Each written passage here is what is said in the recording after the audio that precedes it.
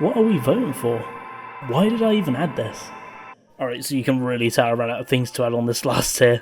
But no, alright. So throughout Crazy Frog Racer are various advertisements on screens and neon signs. For things such as cheap and tasty, open 24 hours, as long as it ain't new and tasty. Or Goof Circus Casino. There's even a pin-up cafe, and many more. You know, Crazy Frog Universe doesn't sound that bad, to be honest. And I know this is just nonsensical stuff to build the world a bit more and give it a bit more life. But it does beg the question on what type of universe we could have gotten from Crazy Frog if it had received a film and TV show, along with all its various characters. I think it has a lot of potential, even to this day. It'd also be a great comeback for the Frog as well, and possibly even a way to win over people's hearts and minds. Oh, and Crazy Frog Racer 3 would also be nice. I want to thank everyone so much for watching this. You know, this has been, I don't know, a huge undertaking for me, and it does mean so much that you've actually, say, watched all of this, or even taken an interest as much as I have. Like, I didn't think I was going to be doing something as big and ambitious as this, but it's taken a long time. This has actually been going on for about, well, just over a year now. On and off I've been working on this, and so I just want to take this time to thank everyone for watching. I don't know what to say, because, well, I've never done anything like this before, but it does mean the world to me. So I'm sounding like a broken record here. I'm just gonna shut up and let you get on with your day, I guess. Anyway, see ya.